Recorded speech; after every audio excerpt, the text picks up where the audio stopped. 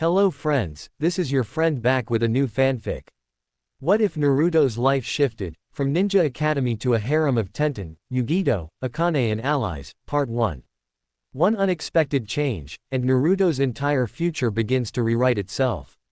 If you like this story, don't forget to like, share, and subscribe, and leave your thoughts in the comments. Now, let's start. Chapter 1, A Change of Pace. It was early morning in Konoha, the village hidden in the leaves. The sun was just starting to rise, painting the sky in oranges and yellows. People began to slowly wake up and start their day, merchants getting their shops ready, parents making breakfast for their children, and children getting ready to go to school. Like always, it was a normal day. As the sun shone into his apartment, one Uzumaki Naruto groaned, turning over so the light wouldn't hit his eyes and he could remain asleep and dream of Sakura feeding him ramen as he was named Hokage. Unfortunately, it was not to be, as the alarm clock Naruto had set began blaring loudly. Beep, beep, beep, ga, Naruto shouted as he fell out of bed.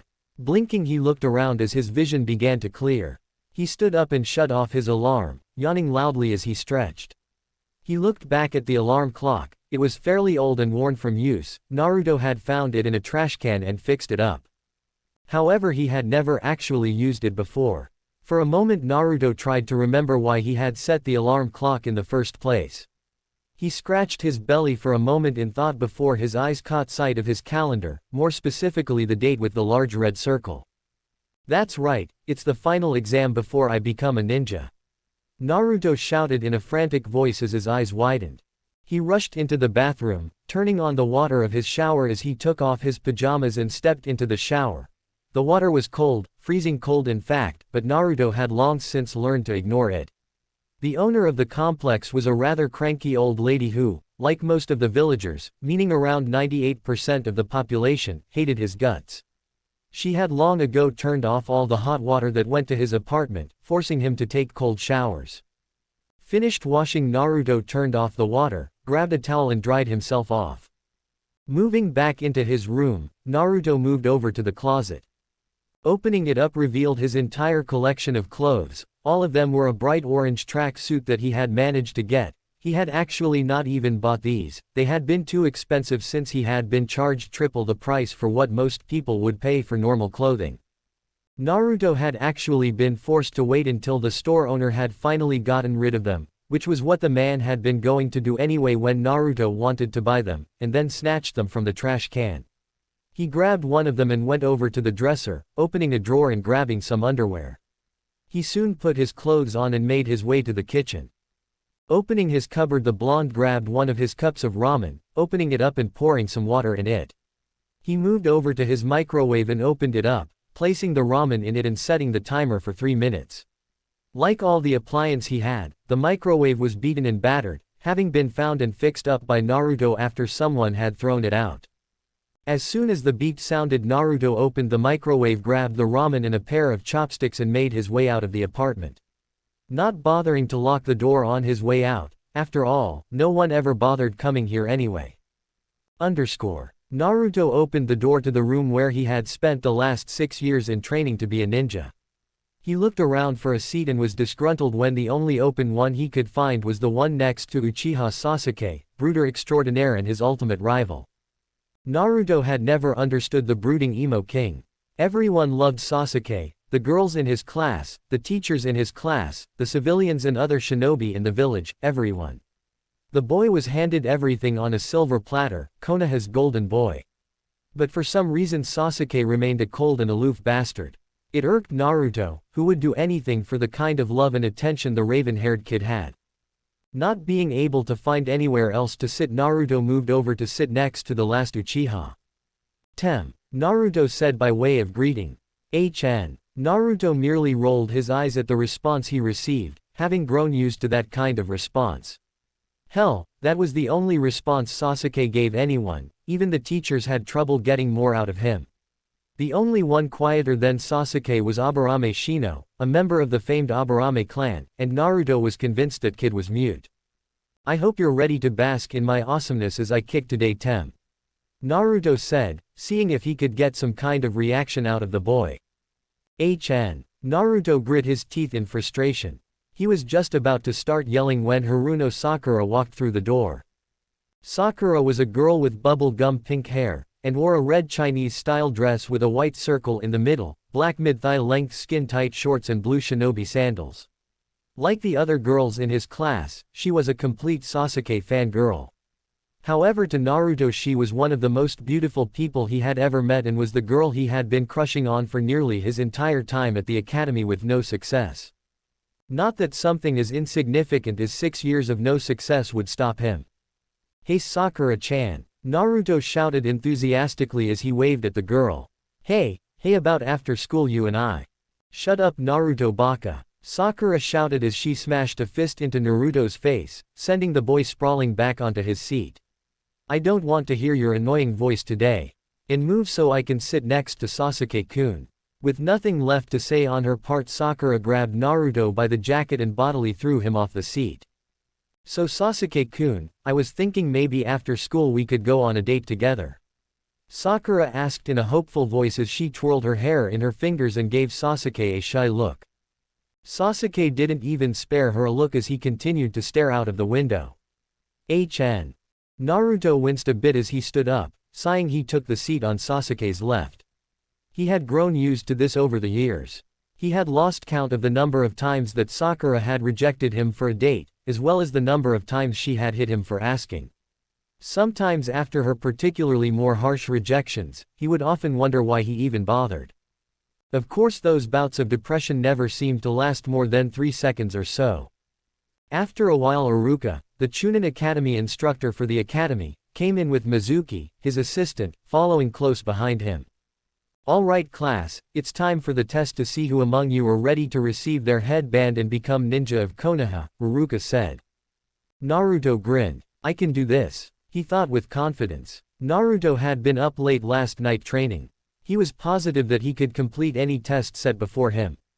"Now when I call your name I want you to come into the next room and perform the Bunshin no Jutsu, transform," Iruka continued, looking down at his roster as he began to call the names of the genin hopefuls. With those words Naruto began to feel despair. Out of all the things he could have asked us to do, why that one? The Bunshin had always been Naruto's worst jutsu. For some reason, no matter how hard he worked at it, he just could not get it down. Naruto watched as the other kids came out, their headbands proudly displayed on their heads. It was nearly enough to make him lose confidence. However, the blonde quickly shored up his determination.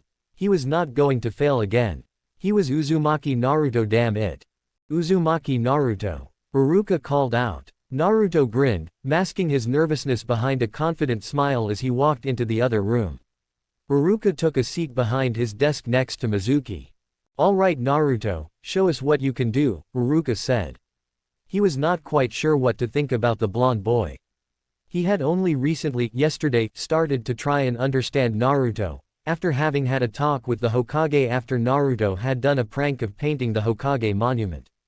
The kid in some ways reminded Iruka of himself when he had been an academy student, the pranks, the constantly being loud in order to get attention. In the end he just decided to silently wish the boy luck. Naruto went through the hand seals required for the jutsu as he began to channel his chakra. "Bunshin number Judas," he shouted. A large puff of smoke was created and when it cleared everyone's attention was on the clone next to Naruto. The completely dead-looking clone that was laying on the ground and twitching spastically. Several tick marks appeared on Iruka's head as he looked at the clone. "You fail." Naruto's eyes widened. He couldn't understand it. He failed. But he had tried so hard, and he really wanted to pass this time. "Come on Iruka, I think we can make an exception this time," Mizuki said, surprising Iruka and Naruto. While he did not manage to create a clone, he did try really hard. Iruka sighed, "I can't do that. Everyone else in the class was able to create at least 3 clones. And Naruto only managed to create 1, and look at it, it's pathetic."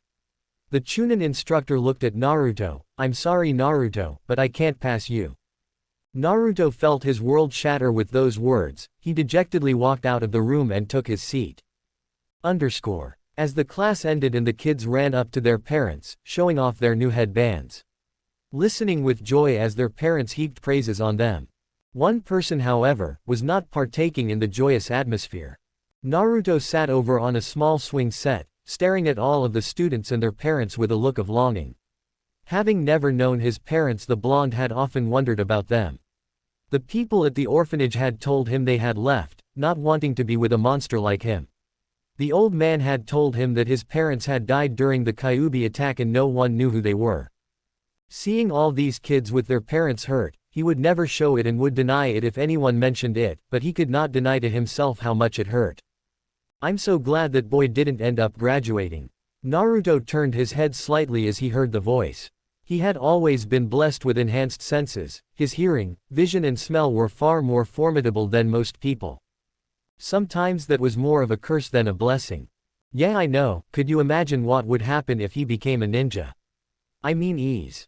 Shish. You know we're not allowed to talk about that. Naruto frowned as he turned his attention away from the discussion taking place. He had heard many talks of a similar nature with other people whenever they spoke of him and thought he couldn't hear. They would always stop, however, as if they had been about to say something taboo. He wished he knew what they were going to say. Maybe then he would understand why he was so hated. Hey Naruto. Naruto turned around to see Mizuki looking at him. Come with me, I wanted to talk to you. You know, Ruruka didn't fail you to mean, Mizuki said as he and Naruto sat on the roof of the academy. He's just worried that you're not going to be ready to face the responsibilities of being a ninja. I know, Naruto sighed dejectedly. But I really wanted to pass this time. An evil glint came to Mizuki's eyes but Naruto did not see it. Then I guess I have to tell you. Naruto grinned as he entered the Hokage's office, having sneaked past all of the guards downstairs. It had been notoriously easy for him to do so. In fact, a part of Naruto was surprised by how easy it was, but he just chalked it up to his amazing skills. Now let's see, where is that scroll? Naruto muttered as he looked around. Naruto had been in this office many times in the past, often coming in after a prank or sometimes just to visit the old Hokage. The office was fairly standard. It had a wooden oak desk in front of him that had a window overlooking Konoha behind it. On the left was a couch and behind that were the pictures of the 4 Hokages. On the other side was a bookshelf filled with books and scrolls. Walking over to the shelf, Naruto looked at the scrolls. When he didn't see what he wanted, he frowned. He was about to turn around when his eyes caught sight of the stand right next to the shelf. Because Naruto had only given the room a cursory glance every time he was in here, he had never noticed it. The stand was really just that, a stand made of wood that had a large scroll on it. This has got to be it, Naruto said as he grabbed the scroll. He tied the ends with some ninja wire before strapping it to his back. He was just about to leave when the door opened up and Sarutobi walked in. Naruto, the old Hokage blinked as he looked at the blonde. What are you doing here?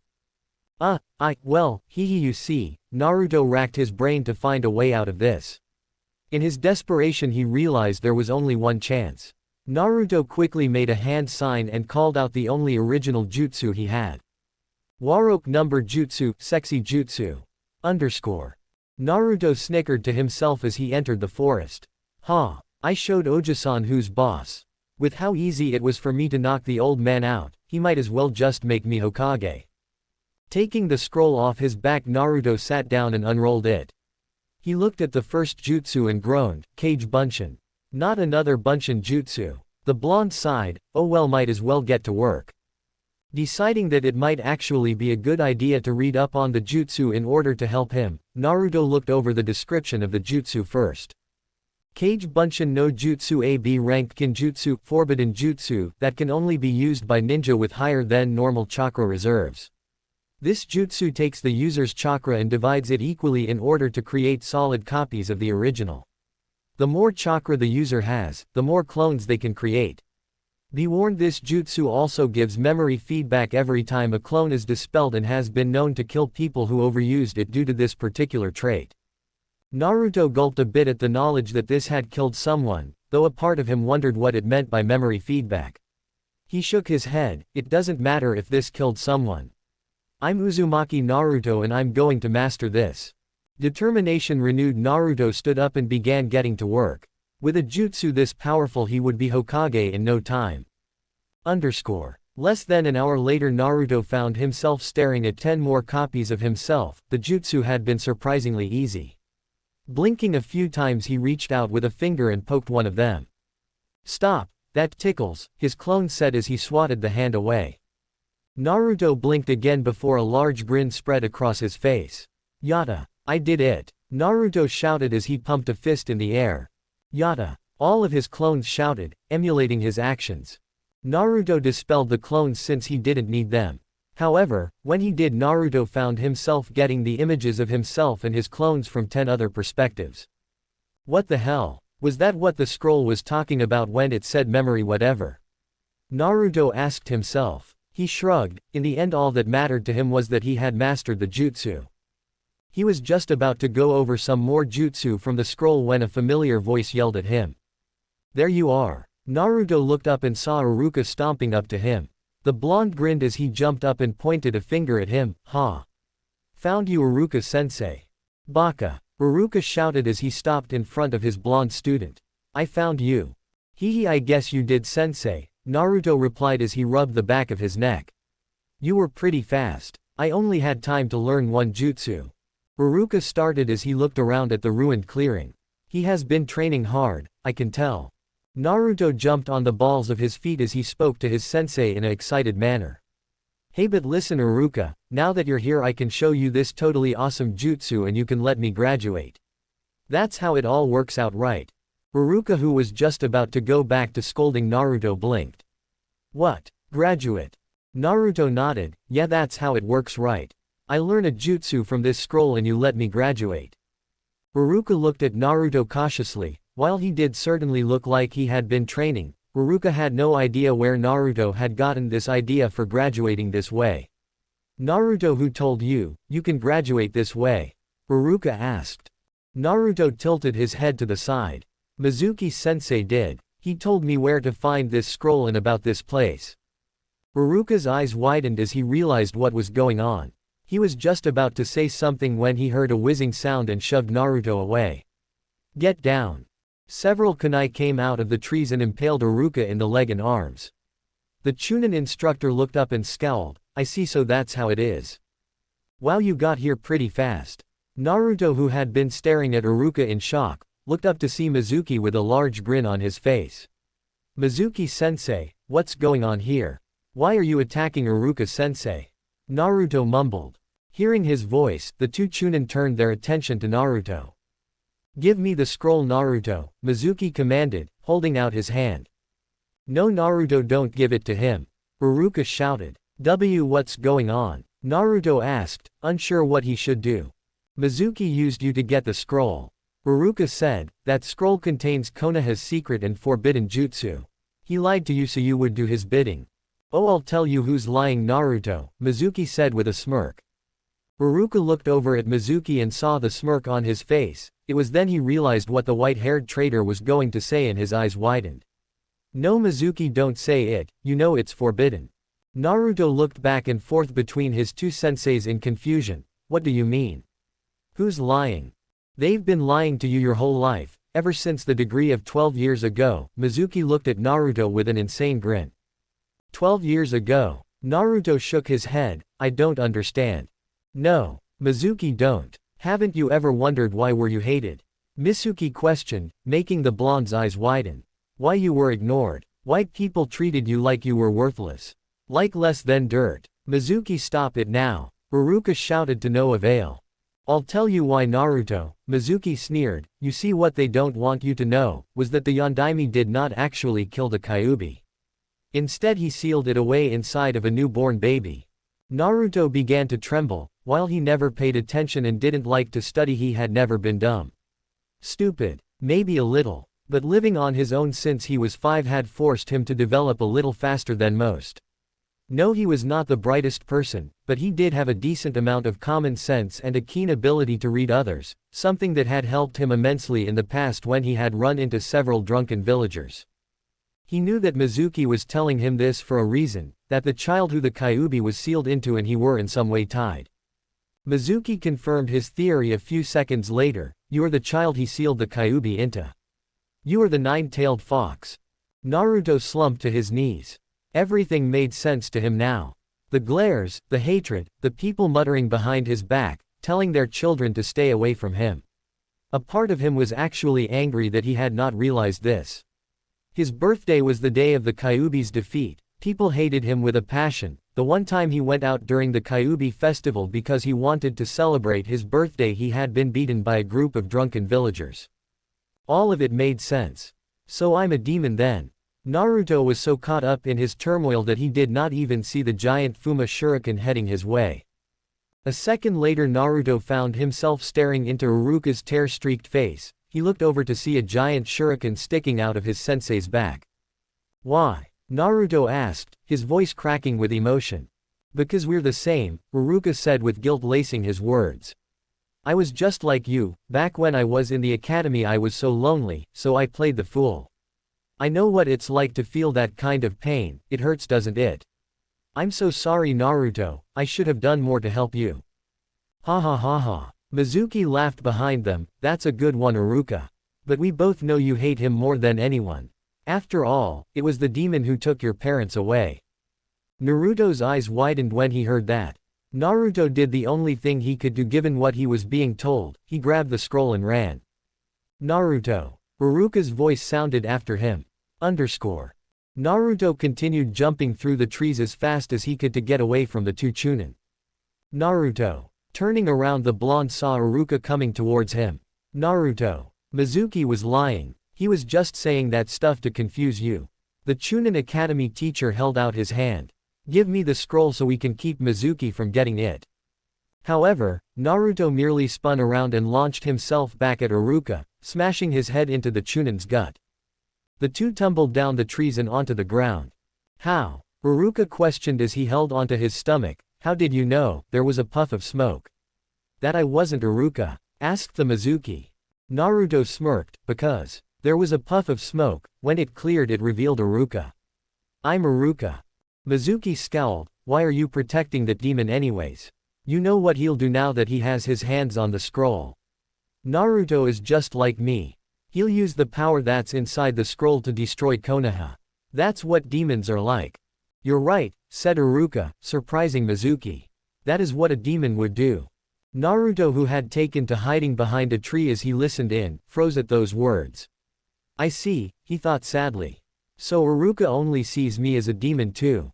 But that's not what Naruto would do." Iruka's words caused Naruto and Mizuki to snap their attention back to him. "Naruto is not the demon. He's my student and a proud ninja of Konoha. Sure, he may not always get things right and he's a little, well, he's really clumsy and doesn't act all that smart. But he's nothing like you. Naruto is a one-in-a-million kind of person and I believe in him." Naruto went from depressed to elated. Iruka believed in him. For as long as he could remember, only the old man and a nice father-daughter couple at Ichiraku Ramen believed in him. Having another person who believed he could succeed was an elating feeling. "You know, Iruka, I was going to save you for later, but I've changed my mind." Mizuki sneered as he began spinning his shuriken on his arm as he got ready to launch it. Die. Just as Mizuki got ready to throw his Fuma shuriken at the Iruka, a blonde and orange streak crashed into him, launching a foot into his face. The Chunin trader scowled as he landed several feet back, glaring at the person who had hit him. "If you lay one hand on my sensei, I'll kill you," Naruto declared, giving his opponent a defiant glare. "Ha! I'd like to see you try, demon," Mizuki shouted with an insane grin. Naruto put his hands in a ram seal and began amassing his chakra for another jutsu that he had seen in the scroll. Taju Kage Bunshin no Jutsu. Both Iruka and Mizuki gaped as hundreds if not thousands of Narutos appeared within the forest. They were everywhere, a literal sea of orange that almost blocked out all of the green of the forest. Another cracked his knuckles. "Well, if you're not coming to us, I guess we'll just go to you." The clones all jumped up and headed towards the terrified traitor. Naruto grinned as he looked down at the mass of black and blue flesh that had at one point been Mizuki. "Hee, maybe I went a little too hard on him," the blonde said with a sheepish grin. Unbelievable, Iruka thought in awe. To be able to have learned such a powerful jutsu in less than an hour, and the number of clones. He said that he wanted to surpass the Hokages, and I'm beginning to believe he just might do it. "Naruto," Iruka said, getting the blonde's attention. Come here, I have something I want to give you. Naruto blinked before walking over to him. What's up, sensei? Close your eyes for a moment, Uruka said. Naruto did so, and as he did felt a weight being removed from his head before a new one took its place. Okay, you can open them now. Naruto did so, and his hand went to his head, feeling the cold metal and notched grooves of a Konoha headband. Uruka had his goggles in his hand. Congratulations. You graduate, Uruka said with pride. And to celebrate, we're going out for ramen tonight. Naruto smiled and was hard-pressed not to cry. He decided to hide his tears by jumping on Uruka in a hug. Uruka-sensei. Oh wow, Naruto, that hurts. Uruka said, though he was pleased to see the boy so excited. Thank you, Uruka-kun, you may leave for now, Sarutobi said as Uruka escorted Naruto to his office. It was late and Uruka and Naruto had just gone out for some ramen after a clone had given Sarutobi the forbidden scroll. However, he had wanted to talk to Naruto and make sure he was alright. Sure Hokage-sama, Uruka said, I'll see you in a week, Naruto. As Uruka closed the door behind him, Sarutobi turned to look at Naruto. Naruto, Sarutobi started, only to stop as Naruto launched himself at him, grabbing onto the old Hokage as he cried. Sarutobi was actually surprised. In all his years of knowing the blonde, he had only ever seen him cry once. The one time he had gone out to the Kyuubi festival and gotten beaten by a group of drunk villagers. I guess what he learned today was too much for him to take, Sarutobi thought as he wrapped Naruto in a hug. Sorry, Gigi, Naruto said with a small hiccup. For what? Sarutobi asked, amused. The scroll his back, you helped me root out a traitor and just became a genin. I got your robes wet, Naruto pointed at the small wet spot from his crying. The Sandaime looked down to see that his robes were indeed wet from Naruto's tears. Sarutobi held in a snort of amusement. Of all the things Naruto could be sorry for, it was for getting his robes wet. Gigi, Naruto said in an abnormally quiet voice. Is it true? What Mizuki said. Sarutobi sighed. He had known this was coming at some point and had hoped to have some time to prepare for it. It is. So I am a demon, Naruto said, looking down at the ground, tears forming in his eyes. Sarutobi grabbed Naruto by the shoulders, making the blonde look up at him. Naruto, I want you to listen carefully. You are not a demon. When the Yondaime sealed the Kyuubi into you, he had made it his dying wish for you to be seen as a hero. A hero? Naruto questioned, getting a nod from Sarutobi. Why?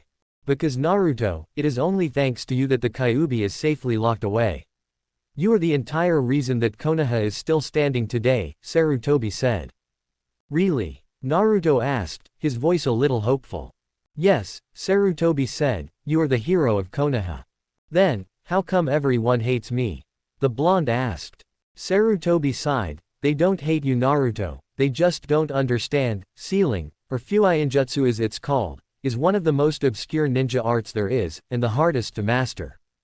Very few people understand this, and so when something like a demon gets sealed into somebody, they are unsure whether the seal can really hold something like that, a being of such power in. You have to understand that when the Kyuubi attacked, many good ninja died that day, and because of that they are unwilling to accept you, fearing that you are really just the Kyuubi in human form.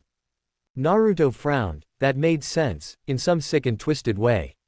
But now that he knew why he was hated, he had to wonder what he should do. Would people be able to accept him? Could he get people to see past the Kyuubi and look at him as Naruto?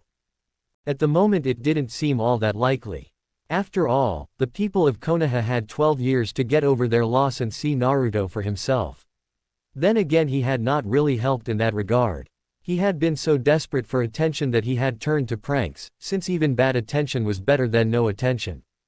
But maybe if I show them that how good a ninja I am, and that I'm willing to protect the village, maybe I can change their minds.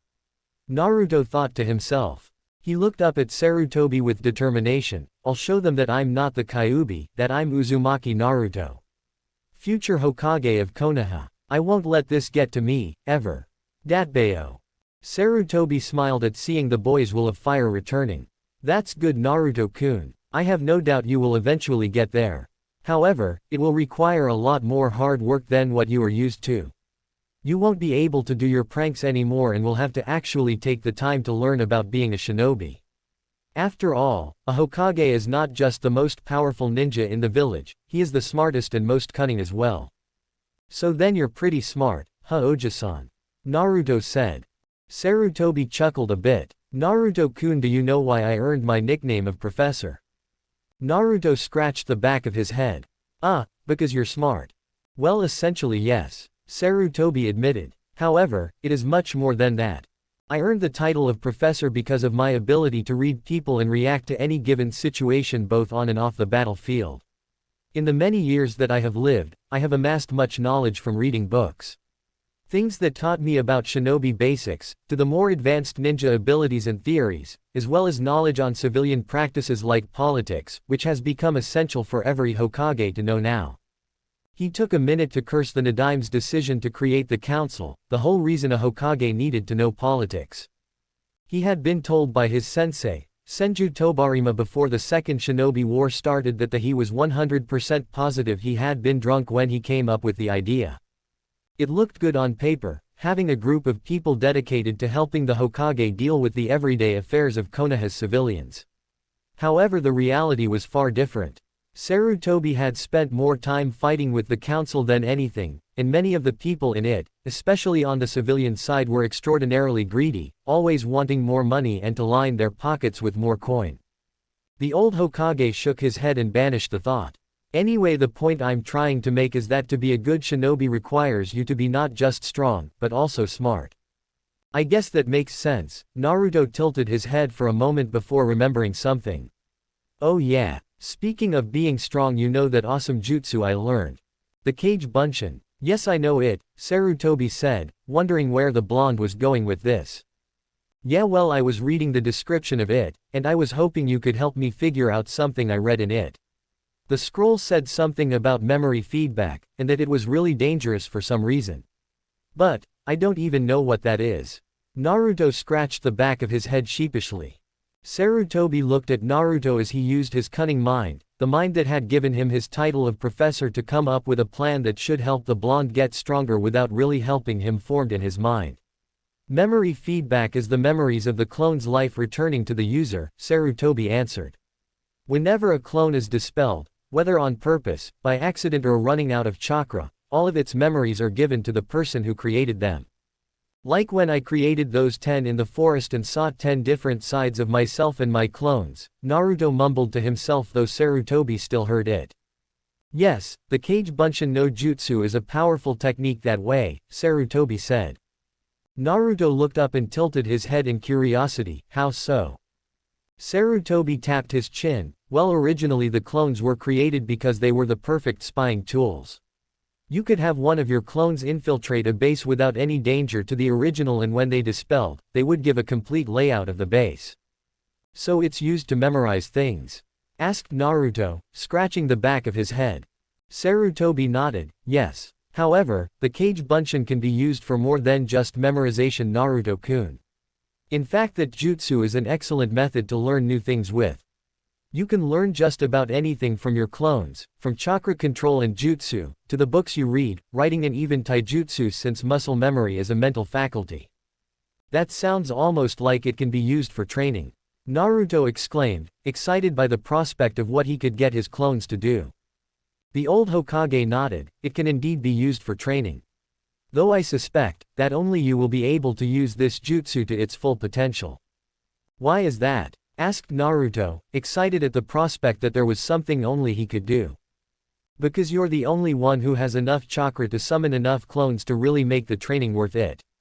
Most ninja, even Jonin, can only make 5, maybe 10 clones if they're lucky, Sarutobi answered. Huh, I made nearly 1,000 in the clearing when I beat the crap out of Mizuki Tem. Naruto said.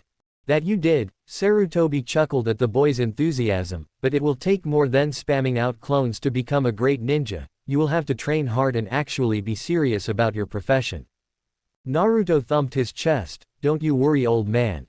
I'll train harder than everybody in Konoha. I'll become not only the most powerful Hokage ever, but the strongest shinobi in the elemental nations. That's my promise of a lifetime. Datbyo. I'm sure you will, Naruto, Sarutobi chuckled. And to help, I have some advice for you. But before I tell you what it is, I want you to promise me you will listen to everything I have to say and follow the advice I give you to the letter." Naruto grinned as he thumped his chest. "Don't worry, Oji-san, I promise on my honor as the future Hokage of Konoha that I will listen to what you have to say and follow your advice." Datbeo. Sarutobi smiled before he began. "Very well then. Now since you are a shinobi, you will have access to the ninja section of the library. There you will find scrolls on chakra theory and control, ninja basics, and I think they even have a few books on Fuinjutsu if you're interested. Though I would also suggest reading books on things like politics and other civilian practices. If you're going to be Hokage, you will need to know these things.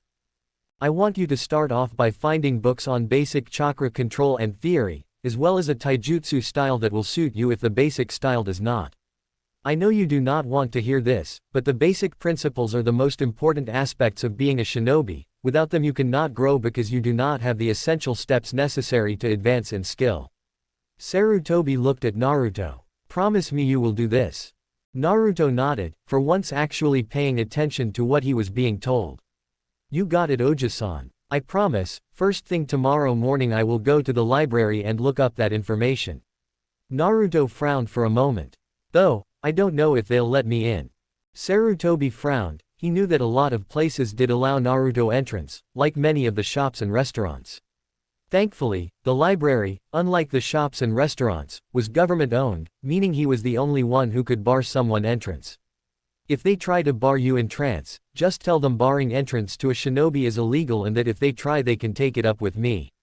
Also, might I suggest some new clothes? New clothes? What's wrong with these clothes? Asked Naruto. He liked these clothes.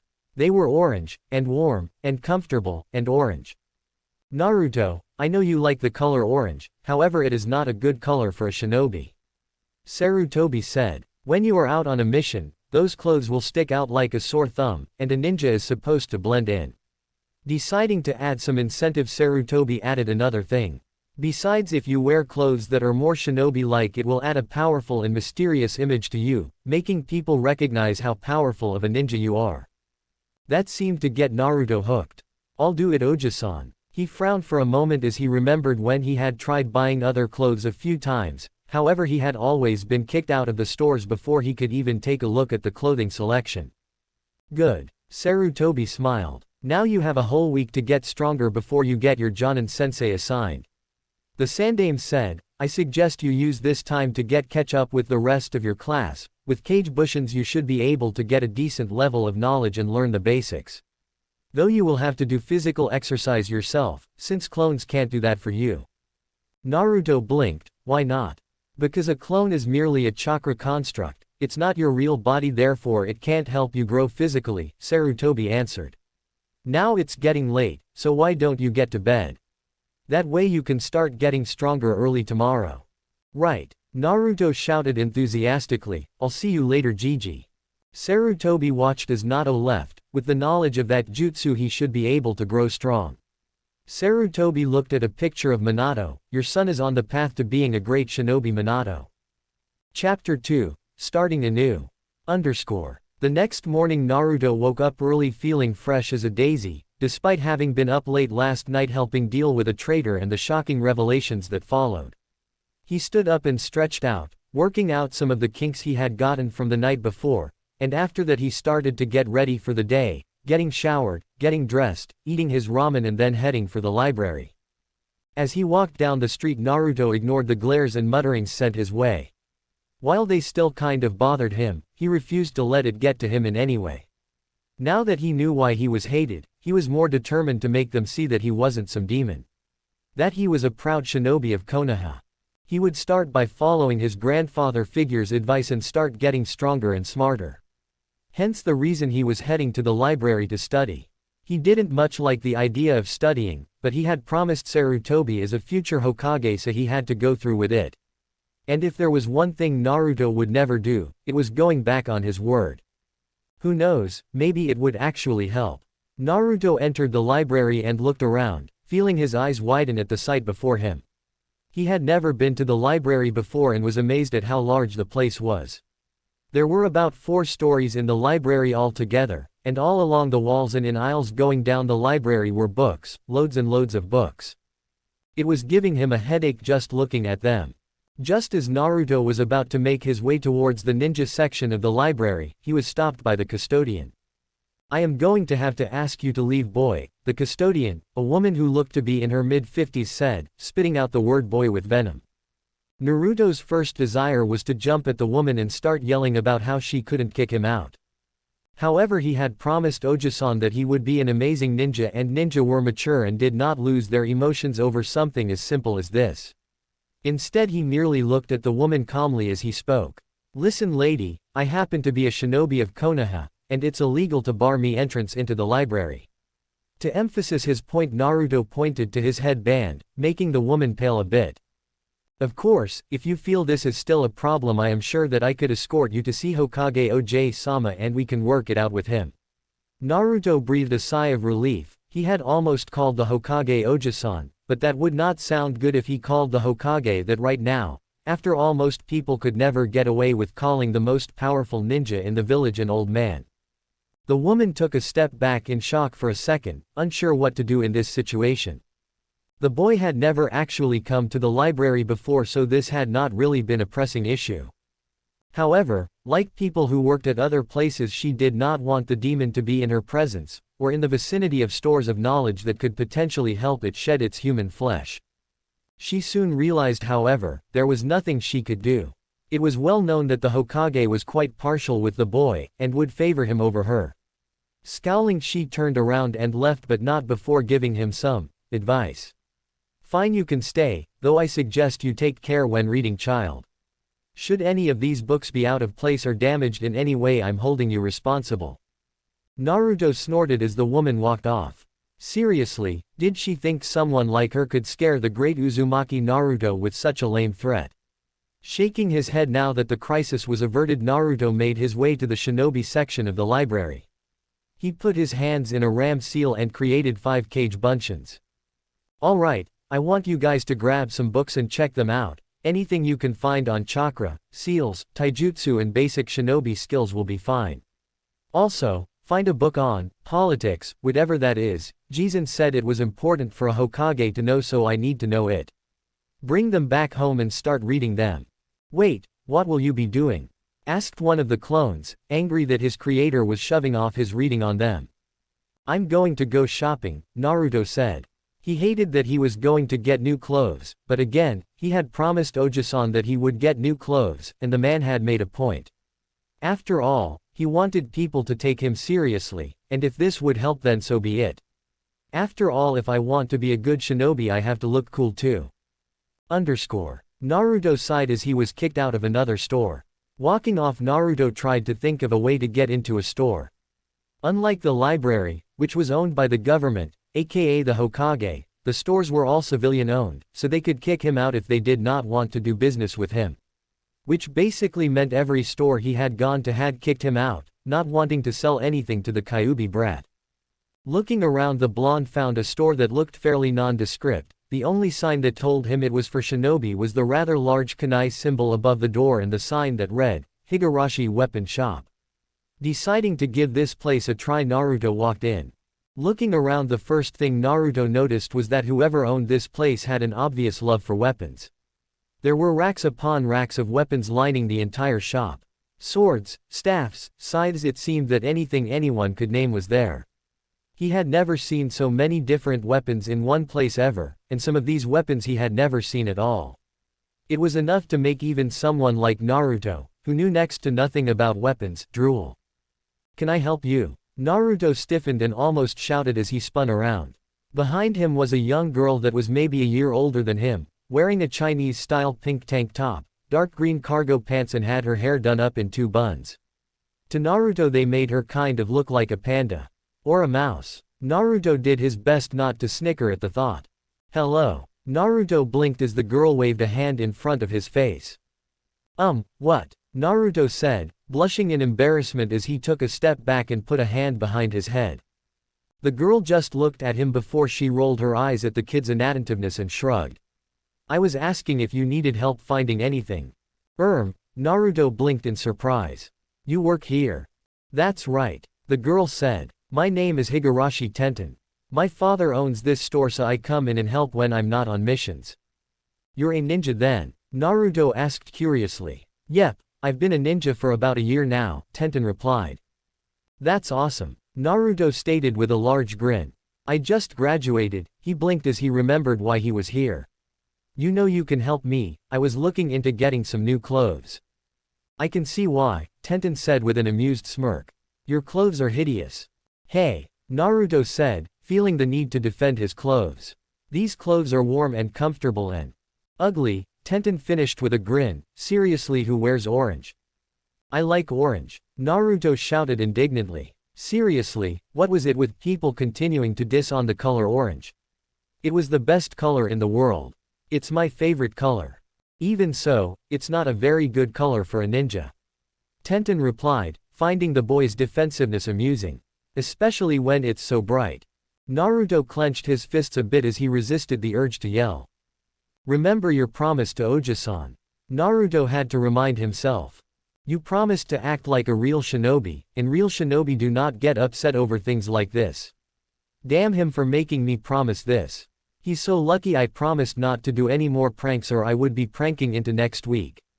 He took a deep breath before letting it out. Feeling a little more in control, Naruto looked back at Tenten. Look, can you help me with my clothes or not? Naruto asked when he felt he had calmed down sufficiently. Sure, Tenten replied, amused by Naruto's reaction. She took him over to the clothing section of the store. So what are you looking for exactly? She asked. Naruto thought about what he wanted to look like.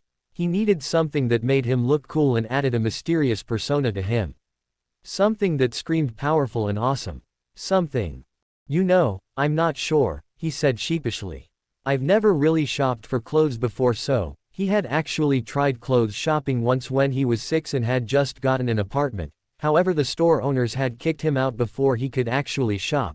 That had actually been the same day he found his jumpsuits in the trash after the same store he tried to shop from had thrown them away. You're kidding, right? Tenten looked at him incredulously. When he shook his head, she sighed. Then it looks like we're just going to have to see what works. She pulled him over to the clothing section of the store, where she began grabbing different styles of clothes and then making him change into many styles she gave him, essentially turning him into a life-sized dress-up doll. Eventually she found a style that fit. Now Naruto was wearing dark black shinobi pants that tucked into a pair of black steel-toed combat boots instead of shinobi sandals. He had a black sleeveless Chinese-style shirt like hers but with a dark orange trim. She had tried to talk him out of wearing any orange but was unsuccessful in getting the blonde to completely rid himself of his favorite color. At least there was less orange than before, and it was in a darker tone than his jumpsuit had been. His hands were covered in fingerless gloves that had metal knuckles that he could channel chakra through to increase the damage done. His arms were also covered in black bandages up to his biceps. Over this, Tenten threw on a black cloak that covered his form down to the ankles. Lastly, she changed the strap to his headband, giving it a long black fabric that went down to his knees. There, you look much better now, Tenten said, smiling at him. Indeed, he did look much better. Now that she was seeing him without all the orange, he actually looked cute. Now you like a real shinobi. You think so? Naruto blushed as he scratched the back of his head. Of course. So will that be all? Tenten asked. Yes, Naruto paused for a moment and his eyes glazed over as the memories of one of his clones hit him. Hello, anybody home? Tenten asked at seeing the blonde space out again. This kid is so weird. Actually, I do need some more things, Naruto said, turning his attention back to Tenten, who was looking at him with her head tilted. First, do you have any training weights I can buy? Of course, Tenten said, leading Naruto over to one section of the store. She went up to a shelf and grabbed a box. This has a 2-pair set of training weights, one for the arms and one for the legs. To change their weight, you just channel chakra into them, and to release the weights you just hold your hand in the release seal and say, Kai. Naruto nodded at the explanation as he grabbed the box in her hand.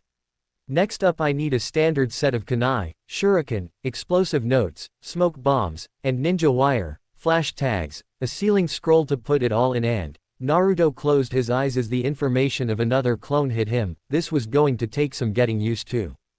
And a bow staff. A bow staff, huh? Well, you're in luck because we have all of those things, Tenten said, once more leading him around the store. Now then, what kind of staff are you looking for? She asked as she grabbed some of the other equipment he had asked for. Naruto blinked as he went through the information of his clone. It needs to be made of a light material, but have heavier ends for added force. If I can get something that has studs or some kind of protrusions to do more damage, that would be awesome too. And I want to be able to channel chakra through it. Wow, that's quite a detailed item you want. Ga, kya. Both Naruto and Tenten yelled as they spun around. Naruto found himself staring at a bull of man. Large and built like brick shit house. The man had muscles on every part of his body that Naruto could see, he even had muscles on his muscles. He had brown hair and brown eyes much like Tenten. He was wearing an off-white shirt, brown pants and a pair of brown boots. Damn it too, San, Tenten shouted as she clutched a hand to her chest. How many times have I told you not to sneak up on me? And especially when I'm with a customer. Tenten's dad merely laughed. "Aw, take it easy, Tenten. Beside, aren't you ninja supposed to be more aware of your surroundings? Do you want to be used as target practice again?" Tenten asked with a maniacal gleam in her eyes and had one of her hands inside her kunai pouch. Her dad merely sweat dropped before he coughed and turned his attention to Naruto. "So I heard what you want. That's a pretty descriptive weapon. You're fortunate that I have just the thing." Naruto watched with a mixture of shock and weariness as the man led him and Tenten to the back room, which turned out to be a forge. Getting a ladder, the large man positioned it above a shelf and climbed up. Not finding what he was looking for, he got off and repeating this process several more times. "I know I put it somewhere, but where? Haha. Here we are," the man said as he came back down the ladder with a large object that was wrapped in cloth. This was actually custom made for someone else, but well, he had died before I could give it to him. Since it's just been collecting dust over the years, I figured I may as well get rid of it. Naruto and Tenten followed the large man back to the front where he rang Naruto up. "Now all that stuff you got there will come to around 10,000 yen, Tenten's dad said. Naruto cringed a bit but got out the necessary money. It would put him back by a lot, especially since he would no longer be able to gain a stipend from the Hokage since he was a ninja. That meant he would have to find some other way to get food, so he could use the money he had left to pay for utilities. I think you missed the staff, sir," Naruto said as he realized that the staff should be a lot more expensive than all of his other stuff combined. "Nah, it's good," the man gave a dismissive wave of his hand. "You can have it to commemorate your first time shopping here." Tenten gasped. Her father had never given anything away, ever. Yet he had just given what Tenten could tell was one of her father's finest pieces of work, and to someone he just met. Naruto was even more shocked. This man had to know about his status as the Kyuubi container. There was no possible explanation for him not to know. Oji-san had told him that everyone who was old enough to remember that night knew of his status. Yet here he was giving him something that looked like it had taken more time and effort to make than all the time and effort that Naruto had put into all of his pranks combined. "Why?" Naruto asked in an uncharacteristically quiet voice. "You know who I am." Both Tenten and her dad saw Naruto's hand unconsciously go to his stomach. One looked at him with understanding while the other was just confused. "Because I'm not like most of the fools in this village, kid," the brown-haired man smirked at the blonde. "Besides, it's not like I'm giving this away for free." Naruto looked up at him. "I expect you to come here for all your shinobi needs." Naruto looked at the man with shock. He realized that this man was also someone he could count on to see him for who he was and not what he held. He gave the two there one of his most brilliant smiles. "Thanks, Mr. Kato," the man replied. "Thanks, Kato-san." Naruto bowed before grabbing his equipment and running off with a grin. "I'll make sure this staff becomes famous when I'm Hokage," he yelled out as he left. Tenten looked over at her father in undisguised curiosity. "What was that about?" she asked. "Nothing that concerns you for now, Tenten," Kato replied as he looked at where the blonde left. "Minato, Kushina, I hope that this will help your legacy grow. It's all I can do for him." The next day found Naruto in a training field working on several different shinobi aspects. He had summoned around 100 clones to help him and had them divided into groups of 25. The first group was working on chakra control. From what Naruto's clones had read yesterday, the whole reason he could not do a standard bunshin was because he had extremely large reserves and next to no control, at least, that was the theory he had come up with from what he read. So he would need to fix that by getting better control. Right now they were working on the leaf floating exercise, the first and most basic exercise. It was basically floating a leaf over the palm of their hands and making it spin. It was just in one hand at the moment, but Naruto eventually planned on increasing the amount of leaves that he could spin, figuring that the more leaves he could float at the same time, the better his control would be. It was not in the scroll he had read, but Naruto had always been innovative when coming up with pranks, and that ability was easily carried on into other aspects of his life and career if he actually set his mind to it. He wanted to at some point be able to spin a leaf on each finger at the same time, rather than using his palms before he moved on to tree climbing, which was the next exercise he saw when he had skipped to the intermediate chakra control book, just to see what it held of course. Another group of clones was working on his taijutsu. In the academy he had been told the wrong stances by Mizuki Tem, who had been in charge of the taijutsu lessons, and so he really had no style, fighting more like a brawler than anything. He had originally grabbed a scroll on the basic academy taijutsu style. However, he soon found that even with how simple they were, the style simply didn't fit him for some reason.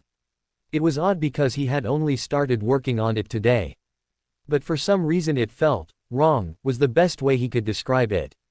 Like his body type just didn't have what the style called for, or maybe that his mindset did not work for it. Whatever the case, the style did not work and he had to find another one.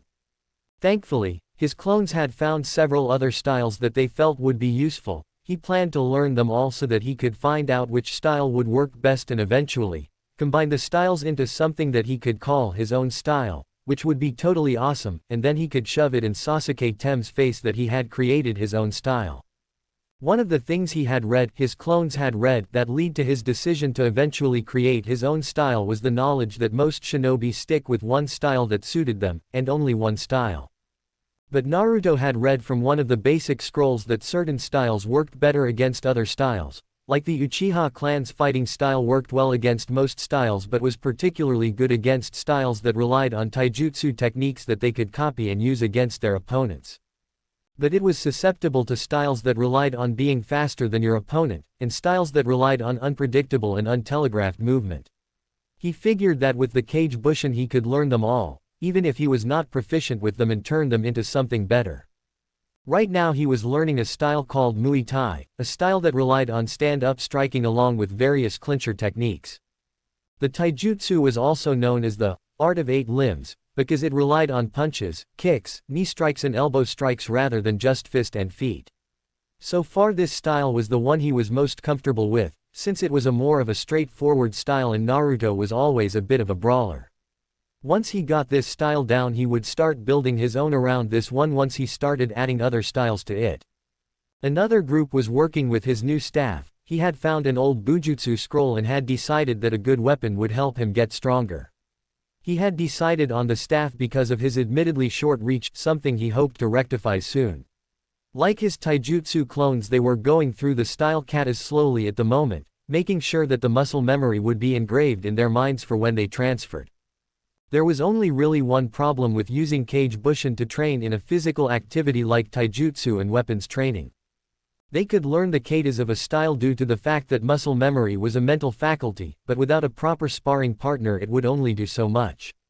He could completely master all of the katas in a style, yet even then, if he were faced with an opponent with more experience than him, he would lose. Still, at the very least this would mean that he could make his taijutsu as impeccable as possible before he found a sparring partner to really get better. His last group was divided into two. One group was reading, most of it was on chakra theory, the use of hand seals, trap making, fuiinjutsu and various other shinobi aspects. All of them were beginner books written to teach the basics. The other group was working his calligraphy. Naruto had decided that he was going to be better than all the Hokages, and had figured that surpassing the Yondaime in what he was best known for would be the best way to show how awesome he really was. The first thing Naruto had learned about the complex art of sealing was that it required a steady hand, and absolutely perfect brush strokes. One wrong mark on a seal and the results could be explosive. This meant he had to work on his calligraphy, because even if he did not want to admit it, his handwriting. So Naruto had been forced to delegate a group of clones to getting better handwriting. It was a basic skill he needed to learn, and while he remembered Sarutobi's advice about basics being the fundamental stepping stone into more advanced stuff. At least he was pretty sure that was what he had said. The man had talked so much when he had been giving advice that Naruto was not sure he got it all. Meanwhile, Naruto himself worked on the physical aspects of his training. He would start off with laps around the training field he had chosen, Training Ground 43, a training ground right next to the Forest of Death, not that he knew that, since it was completely secluded. He was currently doing 20 laps around the training ground, with his added weights which were at 20 pounds for his wrist bracers, and 30 pounds for his legs, even he got tired. He planned on increasing the amount of laps he could do within 1 hour to increase his speed. He also did 50 push-ups, 50 sit-ups, 50 pull-ups on one of the trees, 100 squats, 100 log punches with each fist and 100 kicks with each leg. And that was his morning routine. Naruto found himself laying on the ground as he panted, exhaustion actually setting in. It was an odd feeling, he reflected. Naruto had never really felt tired before, something he was beginning to suspect he got from the Kyuubi. Oh sure, sometimes he could get sleepy but never from lack of energy. Right now he was really exhausted. With a sigh, Naruto sat up. He was done with his morning workout but he still had half a day left. Turning to his clones, Naruto gave the order to dispel. Unfortunately, they all decided to dispel at once. Even with his enhanced healing factor, Naruto could not withstand 100 clones dispelling at the same time, which when combined with his exhaustion from his new morning routine, ended up knocking the blonde unconscious. It was nearly an hour later when Naruto woke up, looking at the sky and sighing in relief as he realized not much time had passed.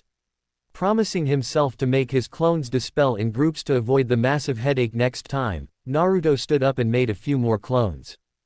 Go hunting and see if you can find something to eat, Naruto said. He was getting hungry and needed some food. With his money nearly gone from clothes shopping, Naruto did not want to waste it trying to get a decent meal. While his clones did that, Naruto set about to making a fire pit, digging out a small ditch before collecting rocks and putting them in a circle around it. He gathered some dried wood and put the pieces in the middle of the pit. With that done, Naruto went through a few hand seals and used a small Kaden fire-released jutsu he knew. It was a fairly basic jutsu that was ridiculously easy to learn, and he had only learned it because of its use in starting a fire for occasions like this. The jutsu was also easy, requiring very little control to create, and one did not need an affinity for fire to use it, meaning that anyone who had the ability to channel chakra could learn it. Hey boss. Naruto turned to see his clones. The one in the middle, who had spoken, was carrying several fish they had managed to catch. Good job, Naruto said, feeling a little awkward at knowing he was essentially complimenting himself. Go ahead and dispel yourselves. The clones nodded and dispelled as Naruto set about to cooking his meal. After lunch, Naruto created another batch of 100 clones and had them restart everything they had previously been doing. Meanwhile, Naruto attempted to meditate. In the book on the basics of chakra theory, he had read that by meditating a ninja could sharpen their senses, as well as their mind, and familiarize themselves with their chakra. So Naruto sat down and began feeling the chakra in his body. It wasn't hard. Naruto had always had a lot of chakra. In fact, finding his chakra had been the one thing he had been able to do before the other academy students. He simply had so much that he did not need to actually spend time looking for it, it was already right there.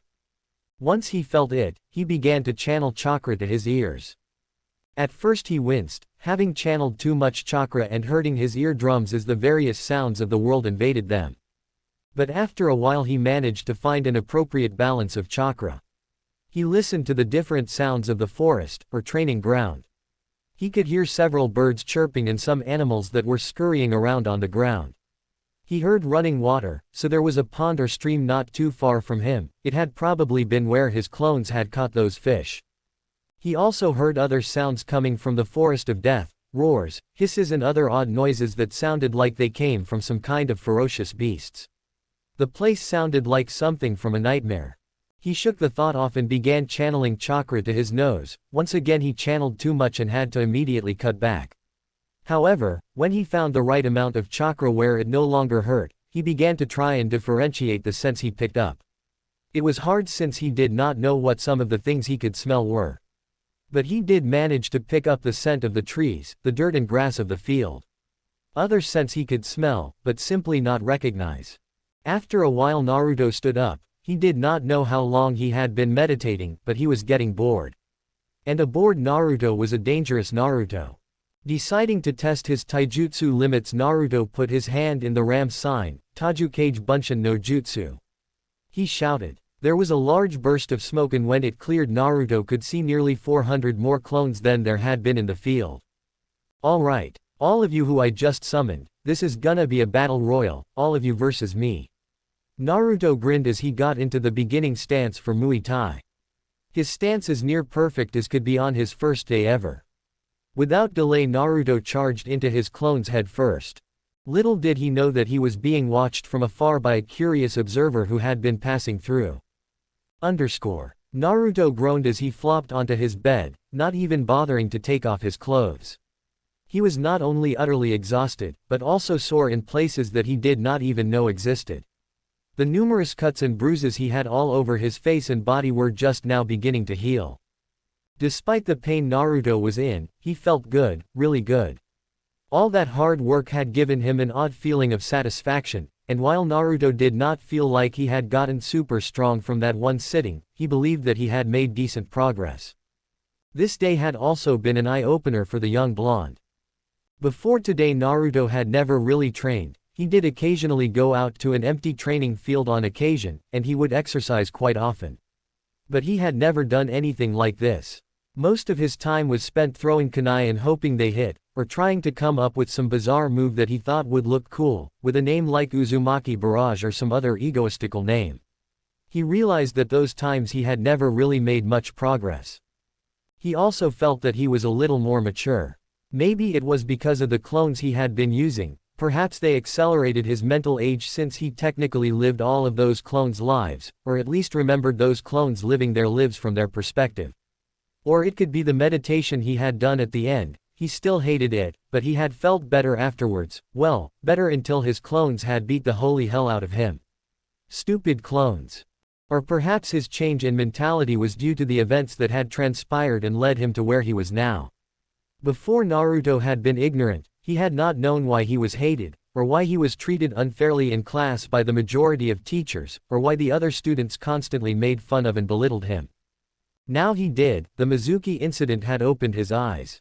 And he had promised not just himself but the Hokage, a man he looked up to as a grandfather, that he would become the best shinobi and Hokage ever. And he would be the best Hokage ever, Naruto was sure of it. All he had to do was prove to the people of this village that he was not the Kyuubi, earn the people's respect by becoming a powerful ninja, and show how far he was willing to go to protect the village. Then they would see him for him. Easy, right? Looking over at the clock, Naruto saw that it was nearing 10 o'clock. With a stifled yawn, Naruto shut his eyes and passed out. Tomorrow and the rest of the week would be just as busy as today had been. Hopefully he could get stronger before it was time for the genin emplacement. The next day. The next morning saw Naruto doing much the same as he did yesterday. His clones had split off into 4 groups of 25, they would again work on chakra control, taijutsu, bujutsu, and then reading and fuinjutsu calligraphy for the moment. Meanwhile Naruto would do his physical workout. It was a little harder than before. Naruto had decided to increase the weights by 10 pounds, so he was having a few problems. But he still managed to pull through his routine, and this time, he was not quite as exhausted, since his body was already adjusting due to the Kyuubi. Naruto began having his clones dispel in groups of 10, that way he would not pass out from memory overload. He created 4 more and told them to go out and hunt. Meanwhile he was getting the things necessary for the fire pit. However, as he was walking, Naruto heard the distinct whistling of kunai, a sound he had grown intimately familiar with yesterday during his battle royal. Dropping the rocks in his hand, Naruto rolled forward, pulling a kunai from his pouch at the same time. Standing back up, Naruto looked over where he had been to see an odd flat kunai sticking out of the ground. Looking around, the blonde tried to find where the person who tossed the kunai was located, even going so far as to channel chakra through his nose and ears. When he didn't find anyone, Naruto became impatient. Several kunai were launched from within the trees. Naruto dodged some and blocked others, tossing his kunai into the trees they had come from. He was not very good at throwing kunai, having been focusing in other aspects, but he had merely wanted his opponent to reveal himself. Or rather herself, for it was a female who jumped out from within the trees. As she landed on the ground in front of him, Naruto got a good look at the woman. Said woman was wearing clothing that could be considered more of a lack thereof than anything else. She had on a dark orange miniskirt that barely covered her unmentionables, a fishnet shirt that once again did really nothing to cover her. It was especially bad since she had no bra under it as far as Naruto could see. Over that she had a tan trench coat that covered just enough of her that Naruto could not see her nipples. She was wearing a pair of standard shinobi sandals with shin guards over them and had a Konoha headband on her head that held up dark purple hair that looked kind of like Shikamaru's pineapple hairstyle. The sight of this woman, who Naruto actually found really beautiful, read sexy. He's just too innocent to think that right now, and yet at the same time frightening for some reason, made him blush and look away. Of course this caused the woman to grin at him. I take it you like what you see, kiddo. Well, Naruto blushed as he began to sputter nonsensical words. Enko's grin widened. You know I usually castrate men for staring at me, so you should be lucky I'm making an exception this once.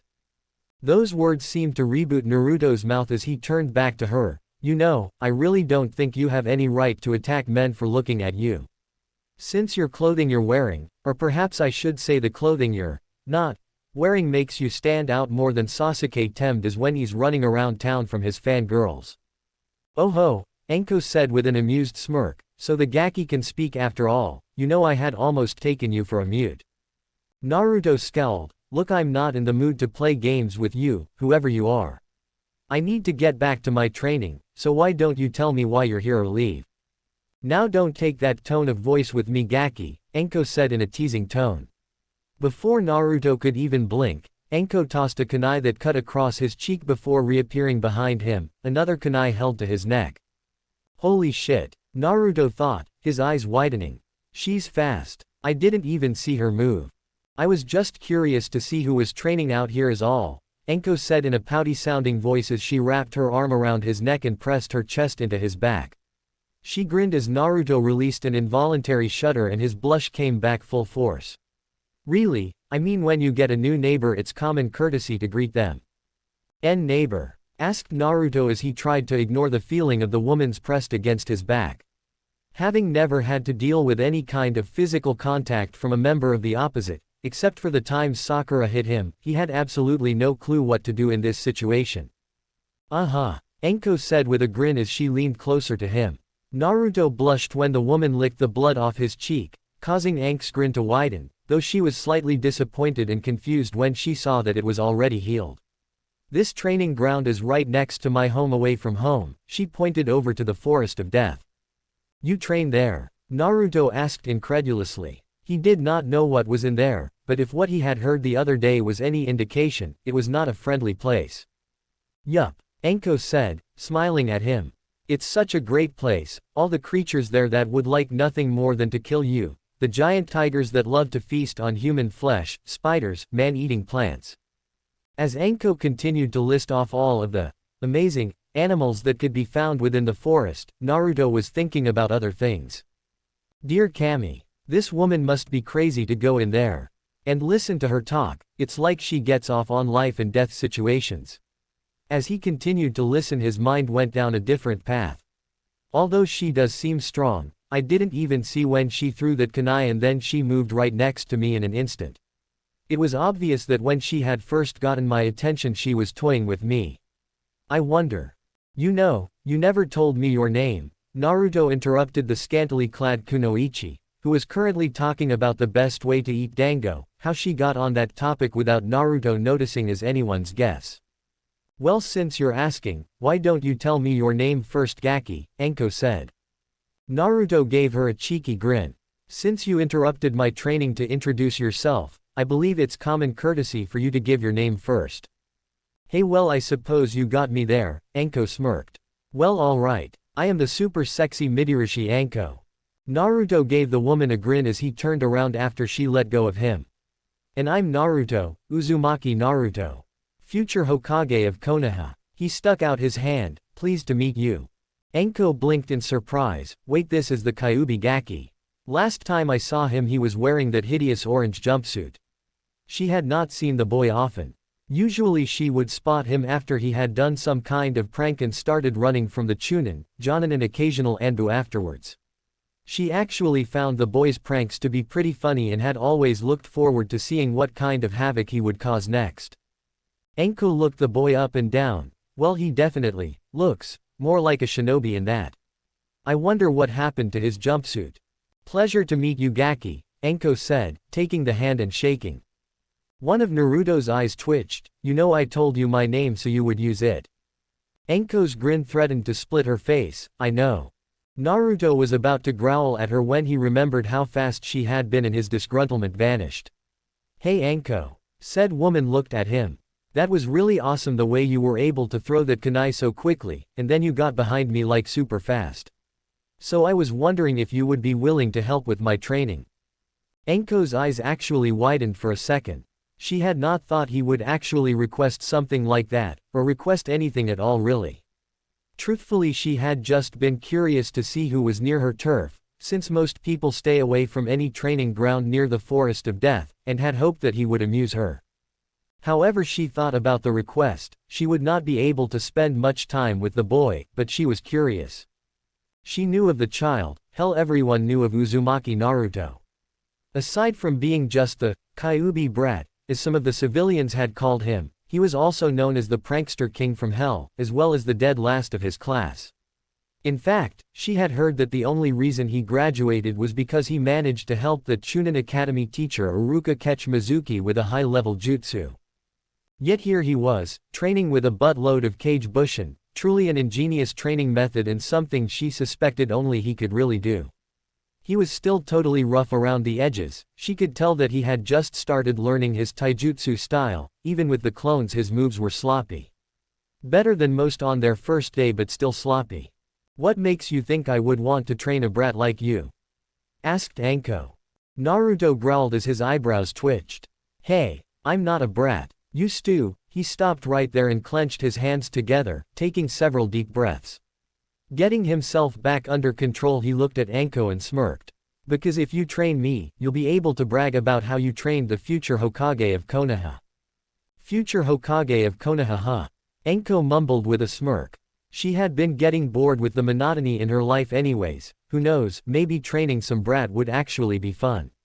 Okay, you got yourself a deal, Gaki. Just meet me at the entrance to Training Ground 44 tomorrow and we'll begin the training. Which training ground is Training Ground 44? Asked Naruto, completely oblivious to her slight slip-up. Naruto felt an involuntary shiver run down his spine but agreed anyways. After all, how often was it that he actually had someone aside from the old man pay attention to him? The next day, Naruto cursed as he dodged the incoming snakes that were launched at him from the left. Jumping over to the next tree branch, Naruto panted a bit as his cuts healed and the bit of snake venom in his body was flushed. Standing up, Naruto looked around in fright. He had met Anko today just outside of Training Ground 44 as asked. Naruto had been hesitant to follow her when she had begun walking in the forest, but at her insistence he had followed. Almost immediately after that the hunt had begun and he had been running ever since. Anko had disappeared and then began to play a game of death tag, using snakes, kunai and anything else she could think of throw at him.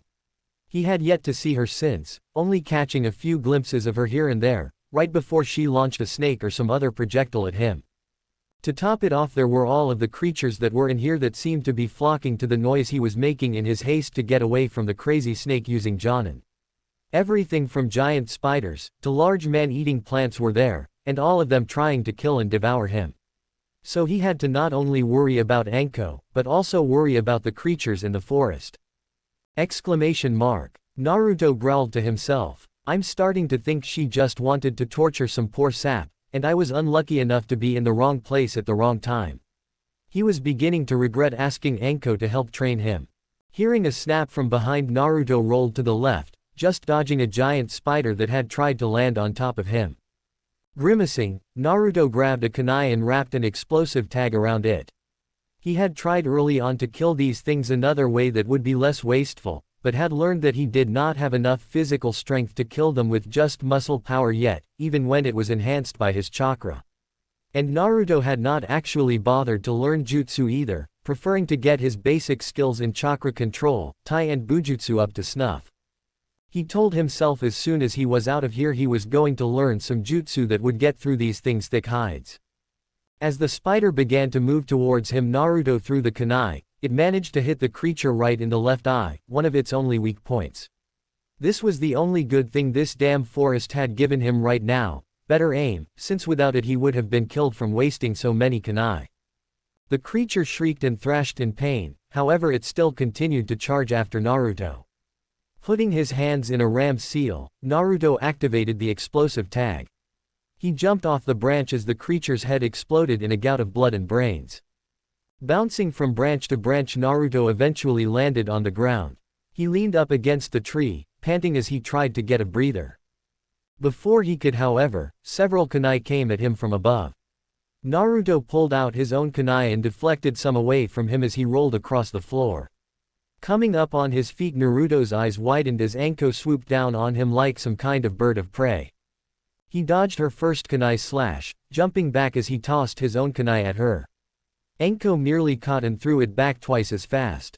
Naruto was able to dodge the attack but was not fast enough to dodge it entirely and ended up getting a nick on his left arm. Deciding to test his taijutsu, Naruto ran towards Anko. He ignored the fear that welled up inside of him when he saw her grin. Anko flicked out her hands and shouted, "Suneijishu, hidden shadow snake." Several snakes were launched from her sleeves. She had used this jutsu enough in the time he had been running from her that Naruto had come to expect it and dodged to the right. What he did not expected was for the snakes to change in mid-direction, coming at him from behind and wrapping tightly around him. "You know, charging at an opponent who is clearly superior to you is just stupid," Anko said with a large grin on her face. She had actually had fun today. Naruto winced as his bones compressed. "Yeah, I kind of figured that, but at the moment I don't have many jutsu to use. Kage Bunshin, Henge, Kariwimi and my own Warok no jutsu, and that's it. None of those can be used for long-range attacks, and you're too fast for me to track to even think of using my kunai." Anko nodded. "This is true, but you should have taken the time to think ahead and set up some traps or something instead. It's kind of hard to do that when you're busy fighting for your life." Naruto deadpanned as Anko's snakes disappeared in a puff of smoke. Anko rubbed the back of her head. "Yeah, I suppose it is, huh?" Naruto's eyebrow twitched. "But then again, in real life, you're going to have to think quickly or you'll get yourself and others killed in the field." Naruto winced as he rubbed his sore ribs. "Yeah, I know. Now then," Anko rubbed her hands together. "Since I was kind enough to help you train, you're going to buy me some dango." "What?" Naruto asked, thinking he hadn't heard her clearly. "Yep, that's right, you're going to buy me some dango since I was gracious enough to help you," Anko stated. But fine." Naruto sighed when he saw her pout. This would probably take the last of his money, but she had helped him, and now that she had brought the "I helped you" trump card, he would feel guilty if he did not do as she asked.